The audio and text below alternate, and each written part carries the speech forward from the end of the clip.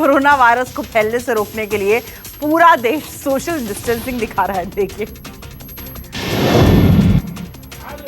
Hall में हो गई खचाखच भीड़, एक दूसरे से चिपक कर बैठ गई आशा कार्यकर्ता। बीजेपी विधायक ने सोशल डिस्टेंसिंग की धज्जियां उड़ा दी। तस्वीरें कर्नाटक के दावणगेरे जिले की हैं, जहां होन्नाली के बीजेपी विधायक रेणुकाचार्य ने आशा कार्यकर्ताओं की बैठक ली, लेकिन इसमें सोशल डिस्टेंसिंग का जरा भी ख्याल नहीं रखा। 23 अप्रैल की इस तस्वीर में साफ दिख रहा है कि आशा कार्यकर्ताओं ने अपने चेहरे पर फेस मास्क लगा रखा है, लेकिन वो एक दूसरे के इतने ज्यादा करीब बैठी थी कि सोशल डिस्टेंसिंग बेमानी बन गया। वीडियो में मंच से विधायक रेणुकाचार्य इन आशा कार्यकर्ताओं को संबोधित करते दिख रहे हैं, लेकिन एक बार भी उन्हें दूर दूर बैठने को नहीं कह रहे। दरअसल जिस हॉल में ये मीटिंग हुई उसमें जगह कम थी और आशा वर्कर्स की तादाद बहुत ज्यादा थी। कर्नाटक में कोरोना वायरस के 11 नए मामले सामने आने के बाद वायरस से संक्रमित लोगों की तादाद 474 हो गई है, जबकि इस महामारी से मरने वालों की तादाद 18 हो गई है। अच्छी बात यह है कि अब तक 152 लोग इस महामारी से ठीक हो चुके हैं, लेकिन सत्ताधारी पार्टी के विधायक ने जिस तरह से आशा वर्कर्स की बैठक ली वो सूबे पर भारी पड़ सकती है। यूपी के अमरोहा में दो परिवारों के बीच मारपीट का वीडियो सोशल मीडिया पर बहुत धड़ल्ले से वायरल हो रहा है। यहाँ खेत में पानी ले जाने को लेकर देखिए किस तरीके से लड़ाई हुई है।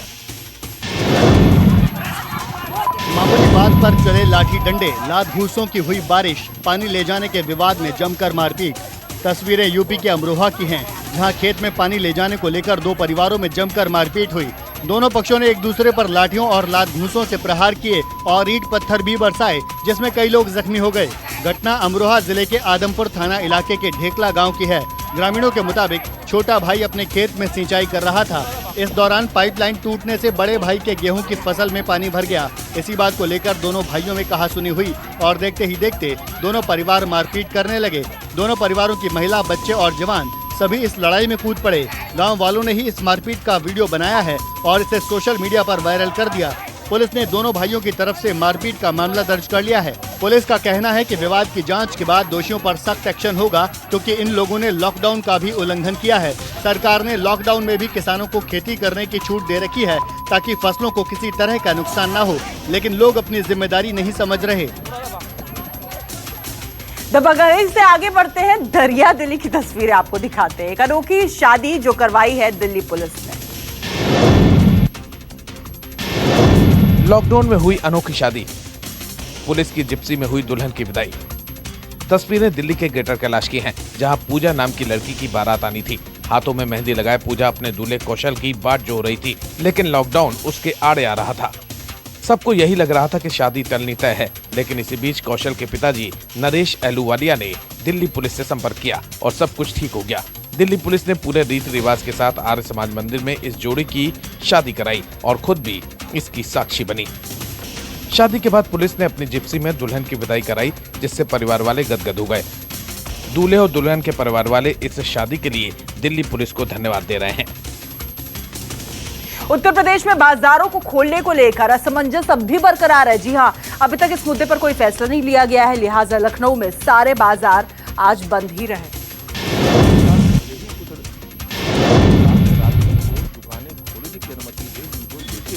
उत्तर प्रदेश में अभी दुकानें खोलने पर कोई फैसला नहीं हो पाया है। उसकी एक बड़ी वजह है कि उत्तर प्रदेश में कोरोना संक्रमण के मामले लगातार बढ़ रहे हैं। करीब करीब 50 जिलों में कोरोना का संक्रमण अपने पांव पसार चुका है। ऐसे में दुकानों को खोलने की अनुमति देना अपने आप में एक बड़ी चुनौती होगी।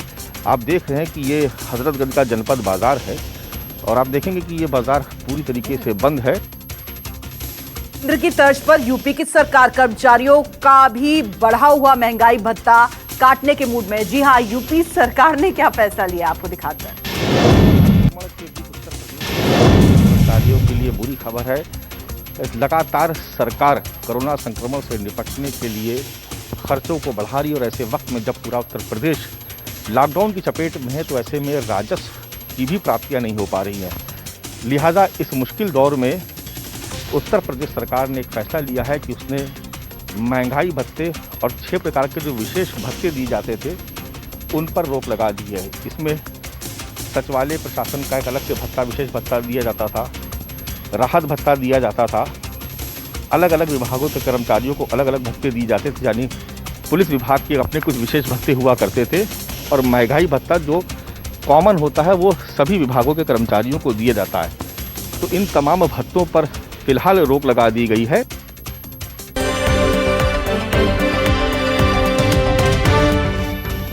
Welcome back. दिल्ली से सटे यूपी के गाजियाबाद में कोरोना वायरस के बढ़ते मामलों को लेकर लॉकडाउन में सख्ती बढ़ती जा रही है। प्रशासन ने फल सब्जी और किराना स्टोर्स के खुलने का समय तय कर दिया है, जिससे सब्जी विक्रेता अब नाराज भी हैं। दिल्ली से सटे गाजियाबाद के प्रशासन का ये आदेश कि सब्जी की दुकानें सुबह 7 बजे से लेकर 2 बजे तक ही खुली रहेगी। एक सब्जी की दुकान की तस्वीर आपको हम दिखा रहे हैं। लोगों को कुतूहल है कि क्या आगे रेट बढ़ेगा, समय बढ़ेगा कि नहीं बढ़ेगा। कुछ लोग बात करते हैं, सब्जी आप ले रहे हैं, बताइए कि 2 बजे तक की दुकान की अभी देखिए न्यूज़पेपर तो आ नहीं रहे हैं, घर तक पहुँच नहीं रहे हैं, क्या कारण है पता नहीं। लेकिन जैसा कि व्हाट्सएप से जानकारी मिल रही है, अदर सोर्सेज से जानकारी मिल रही है, मार्केट में तो हम लोग आए हैं कि भाई सब्जियाँ खरीदें। उधर गृह मंत्रालय के आदेश के बावजूद रेड जोन इलाकों में सभी तरह की दुकानें नहीं खुलेंगी। मुंबई का कल्याण भी रेड जोन में है, लिहाजा यहाँ पहले की ही तरह सिर्फ जरूरी सामानों की दुकानें ही यहाँ पर खुली रहेंगी, बाकी सभी दुकानें फिलहाल बंद रहेंगी। लॉकडाउन के बीच गृह मंत्रालय ने लोगों को बड़ी राहत दी है। आज से शॉपिंग मॉल को छोड़कर सभी तरह की दुकानें खुली रहेंगी। इस वक्त हम हैं मुंबई से सटे कल्याण इलाके में और यहाँ पर आप देख रहे हैं कि कोई भी दुकान नहीं खुली है और जिस तरह से पहले लॉकडाउन का पालन हो रहा था उसी तरह से यहाँ अभी भी लॉकडाउन का पालन हो रहा है। सरकार स्थानीय प्रशासन से बात करके देखेगी कि जो इलाके रेड जोन और ऑरेंज जोन में नहीं हैं उन्हीं इलाकों में इस आदेश का पालन होगा। उधर गुजरात के सूरत में क्या हुआ आपको बताते हैं। पुलिस ने मजदूरों से भरे एक ट्रक को हाईवे पर ही रोक लिया। पूरी खबर जान लीजिए विस्तार से इस रिपोर्ट के जरिए।